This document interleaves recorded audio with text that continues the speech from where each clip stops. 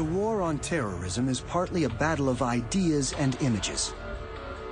Since 9/11, the United States has been trying to develop a media strategy of its own to counter Al-Qaeda's. In 2001, Charlotte Beers, a veteran of the advertising world, was named Undersecretary of State for Public Diplomacy. Her assignment, to rehabilitate America's image in the world and promote American ideals. I mean, this is a war of communication, and it's difficult for the U.S. government really to be comfortable with how overt that has to be, and how we have to use modern-day skills of drama and emotional content and storytelling in order to be heard against the kind of outrageous but very interesting stories they tell. Beers produced videos featuring, among other things, success stories about Muslims in American society. 18,000 people working here. Well, I came in America in 1975. Well, we're all immigrants here. We're all from different places, and we all meld together, and I love that. My name is Dr. Zerhouni. I'm the director of the National Institute of Health in America, and I've been nominated to this position by President George Bush. Dr. Zerhouni. What I can tell Muslims around the world is the tolerance and support I've received myself. This video was repeatedly broadcast in Muslim countries.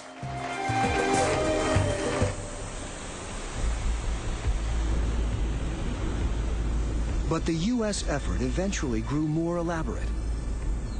The cornerstone of the American media strategy was a new satellite TV network based just outside Washington, D.C., in which the government invested millions of dollars.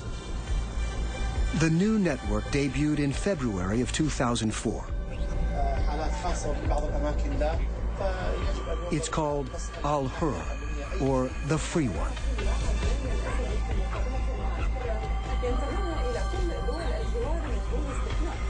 Al-Hurra beams news to the Middle East in Arabic 24 hours a day.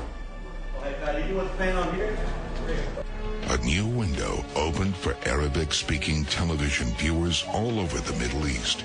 A window on accurate, objective news reporting. A window on the free marketplace of ideas. Al-Hurra, the Free One.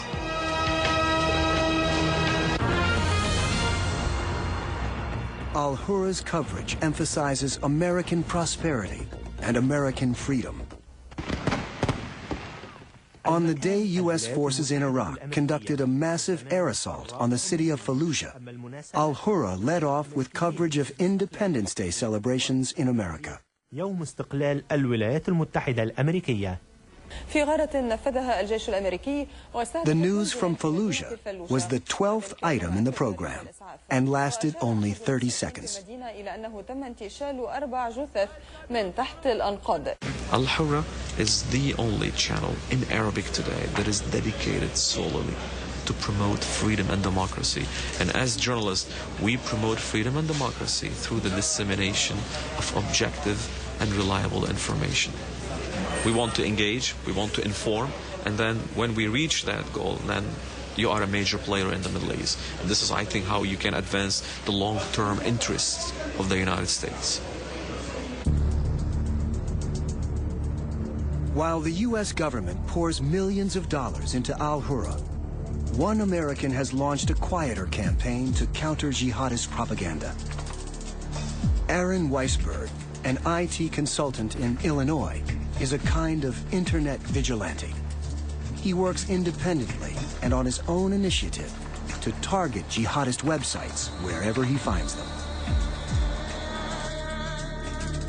Al-Qaeda was founded at the beginning of the internet revolution, and today there are thousands of websites featuring Al-Qaeda videos and messages of holy war.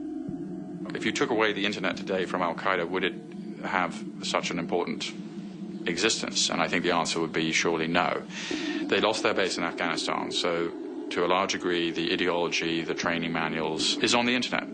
And I've called it Al-Qaeda 2.0 in an effort to show, one, that this is sort of an internet-based concept, Al-Qaeda, and two, that they've evolved substantially from 9/11, from a formal organization that had training camps and paid members' salaries and had application forms to join, to a dispersed ideological social movement that is around the world that is united by the internet. Some jihadist websites include graphic images of the murder of foreign hostages in Iraq. They're very visual, very demonstrative. When you see something like this, you know this is a bad guy. There are no doubts about it. That is, it's malevolent, and you know they mean it. They hate. They like to kill. One of the Bulgarians getting his head cut off. Whenever he encounters one of these websites, Weisburd tries to pinpoint the host server company. About what's on their server. He sends them an email saying, "Your server hosts an Al-Qaeda website," and urges them to close it down. Away we go. More than 500 jihadist websites have been shut down in the last 3 years, but thousands of new ones have sprung up during the same period. You can try and disrupt what they're doing, and you will succeed in stopping some of them some of the time. And beyond that, I don't think you can hope for much more. You can't stop every attack. Weisbird's activities have put his personal safety at risk. At one point, he received a letter threatening that he'd be beheaded. It ended with a phrase in Arabic meaning, "God is great."